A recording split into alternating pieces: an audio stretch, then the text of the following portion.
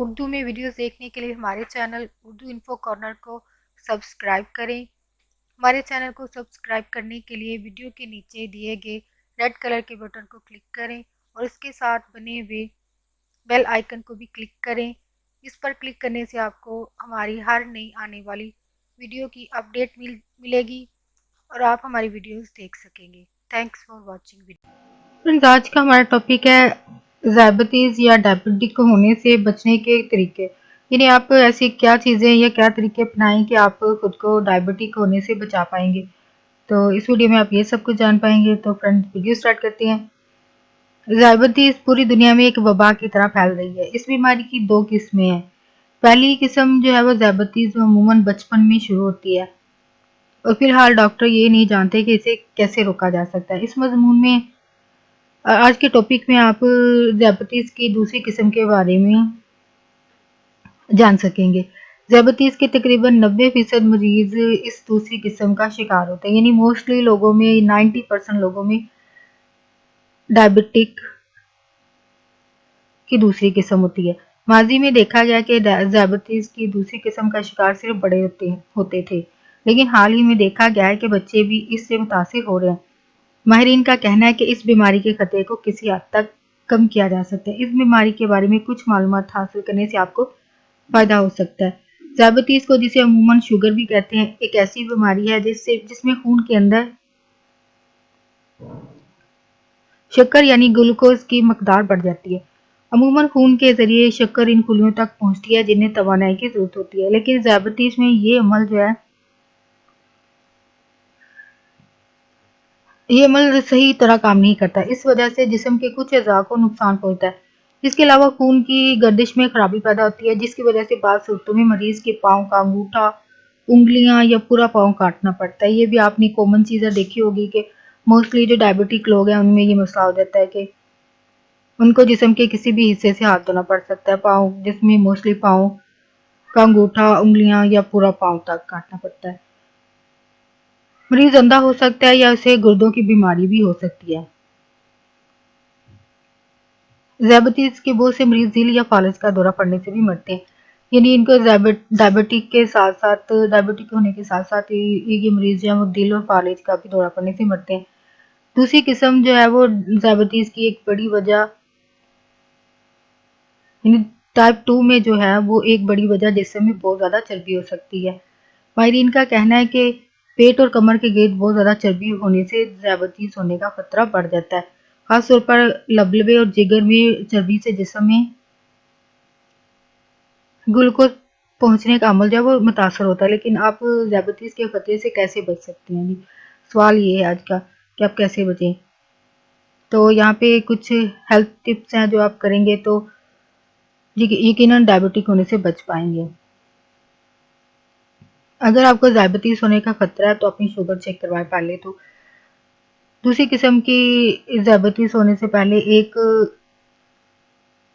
اکثر ایک شخص کو پری ڈائبٹک بھی کہتے ہیں یا پری ذیابیطیز ہوتی ہے، جس میں خون کے اندر شکر معمول سے تھوڑی زیادہ ہو جاتی ہے۔ یہ حالت دوسری قسم کی ذیابیطیز دونوں ہی نقصان ہے، یعنی دونوں صورت میں یہ نقصان دے سکتے ہیں، لیکن ان میں ایک فرق ہے۔ دوسری قسم کی ذیابیطیز جو ہے وہ ٹائپ 2 جو ہے میں خون کی شکر کی مقدار کو کنٹرول کیا جا سکتا ہے، لیکن فی الحال اس بیماری کو ٹھیک نہیں کیا جا سکتا، مگر دیکھا گیا ہے کہ پری ذیابیطیز یا پری ڈائبٹک کہ کچھ مریض اپنے خون میں شکر کی مقدار کو دوبارہ معمول پر لے آتے ہیں، یعنی ان کے پاس کہہ سکتے ہیں کہ امید کی ایک کرن ہوتی ہے کہ وہ بچ سکتے ہیں اس سے۔ پری ڈائبٹک لوگوں کے لیے پری ذیابیطیز کی علامات اتنی واضح نہیں ہوتی ہیں۔ ایک تحقیق سے پتہ چلا ہے کہ دنیا میں تقریباً 31 کروڑ 60 لاکھ لوگ پری ذیابیطیز کا شکار ہیں۔ ان میں سے زیادہ تر کو اس بارے میں پتہ بھی نہیں ہے، مثلاً امریکہ میں یا پاکستان میں کہیں بھی ہو سکتا ہے، یہ دنیا کے دوسرے ممالک میں بھی ہو سکتا ہے۔ مثلاً پری ڈائبٹک میں مبتلا تقریباً 90% لوگ نہیں جانتے کہ وہ اس کا شکار ہے، یعنی وہ دنیا میں کہیں بھی لوگ ہیں ان کو نہیں پتہ ہے کہ وہ ڈائبٹک ہے۔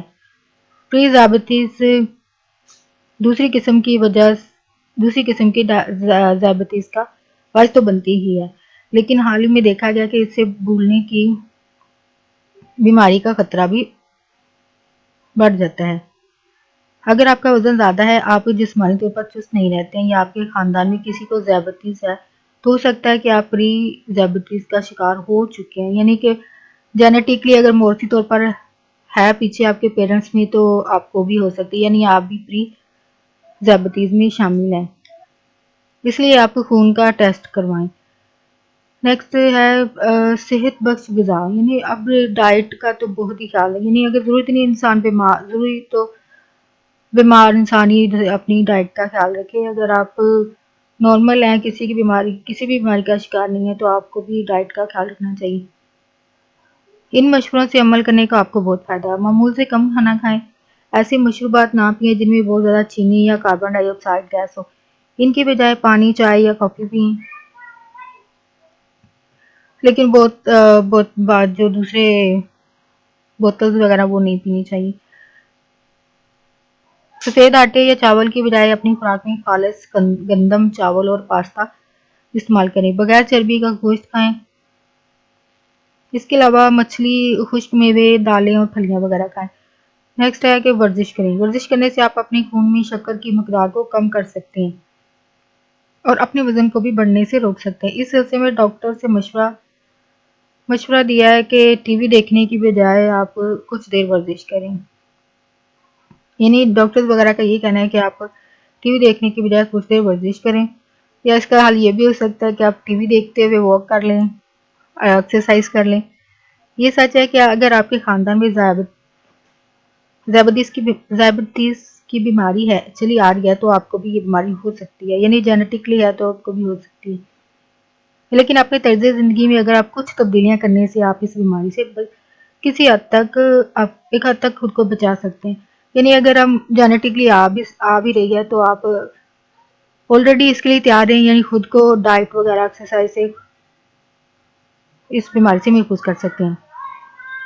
اپنی صحت کو ٹھیک رکھنے کے لیے آپ جتنی کوشش کریں گے آپ کو اتنا ہی فائدہ ہوگا، یعنی یہ آپ خود ہی ہیں کہ جو خود کو کسی بھی قسم کی ضروری نہیں ڈائبٹک ہونے کے لیے یہ سب کیا جائے، آپ کو دوسری طرح کی بیماری سے بھی خود کو محفوظ رکھتے ہیں۔ ڈائٹ سے، ایکسرسائز نہیں کر سکتے ہیں تو واک تو کریں، یا پھر آپ خود کو چلتے پھرتے رکھیں، کاموں میں مصروف رکھیں، اس طرح بھی آپ خود کو بیماری سے محفوظ کر سکتے ہیں۔ فرینڈز، اگر آپ کو میری ویڈیوز پسند آتی ہیں تو پلیز میری حوصلہ افزائی کے لیے میرے چینل کو سبسکرائب کریں، اور ویڈیو سے متعلق آپ کو جو بھی فیڈ بیک دینا ہو تو پلیز کامنٹ میں اس کو ضرور شیئر کریں۔ اور اگر آپ چاہتے ہیں کہ کوئی ٹاپک یا کوئی انفارمیشن چاہتے ہیں تو اس کو بھی ضرور کامنٹ باکس میں شیئر کریں تاکہ آپ کے لیے اس ویڈیو کو بنایا جا سکے اور آپ وہ انفارمیشن حاصل کر سکیں ویڈیو کے ذریعے۔